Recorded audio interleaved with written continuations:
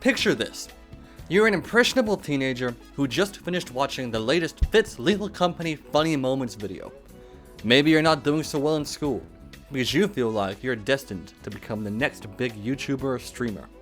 You think to yourself, well, me and my friends are funny, maybe we should try making our own Funny Moments videos. And that's where it starts. You hop on Discord with your buddies, open Lethal Company, hit record, and force unfunny jokes for about an hour or so. Then, after dragging the clips into After Effects and in colored subtitles and generic music, you upload it to your new YouTube channel. Lethal Company Moments that made me die inside. Going to sleep, you wake up the next morning and check your video. It has 3 views. You and your 2 friends. Maybe you repeat this formula a couple times. Maybe you give up there and then. But the result is usually the same. A failed attempt turns into a desperate freefall of poor videos that results in an extremely disappointed individual. If you travel across the YouTube landscape for long enough, you're likely to find hundreds of examples of this very phenomenon. But why am I singling out this type of video?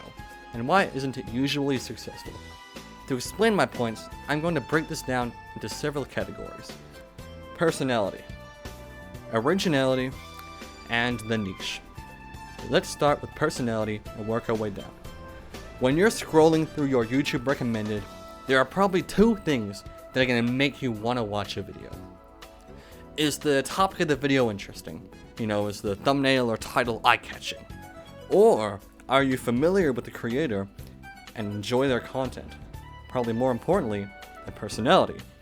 See, it presented with 2 options, watching Jay Schlatt play Minecraft on SMP Live, or watching JakeCraft700 play Mine SMP with Boss.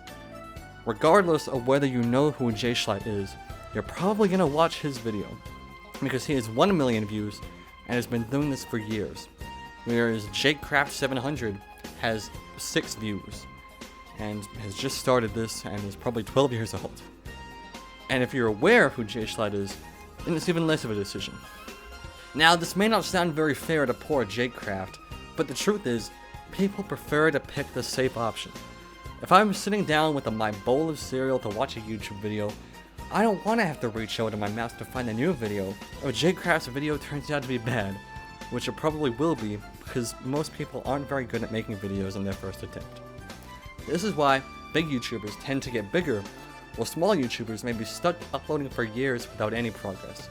Known personalities are going to be picked 9 times out of 10.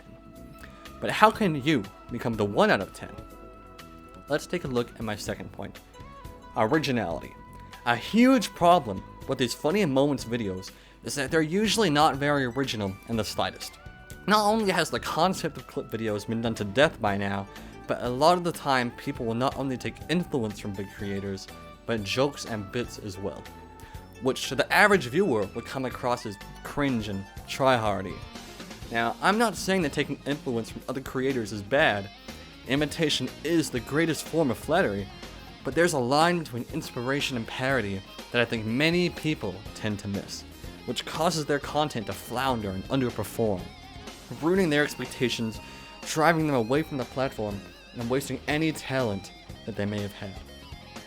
You'll hear a lot of YouTubers say that if you make a good video, then it will get attention. And while personally I do think there's a sizable amount of luck, it is undeniable that good videos will yield better results than bad videos. And a lot of these Funny Moments videos are just bad, because like I said, they're probably a lot of people's first attempt, which usually doesn't go very well. Going back to my previous point, why would I watch you play Helldivers 2 when I could watch anybody else? A good video will convince me that you are worth watching and subscribing to. And if I'm watching your video and hearing a bunch of jokes stolen from other creators, then I'm probably not going to keep watching, because I have no reason to, when there are plenty of other people doing exactly what you're doing, but better. If you want to engage the masses, then you need to do something no one else has done before, instead of treading in other people's footsteps.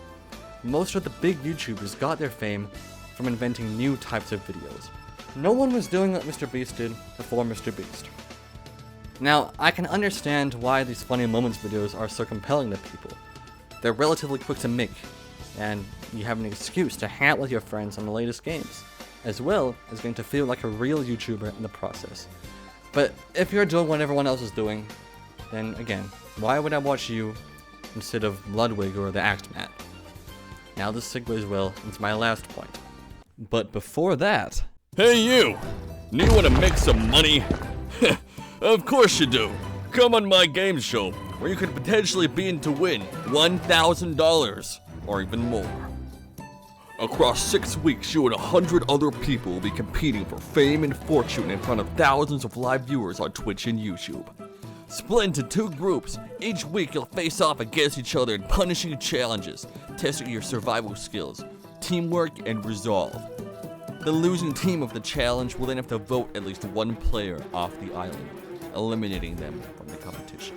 Join the Discord server and apply now. Subscribe to the channel so you don't miss out on any more information that will be coming very soon. The niche. So far, I've only talked about why Funny Moments videos don't really work for new YouTubers without providing much of an alternative. But I do have some advice that a lot of big YouTubers will tell you.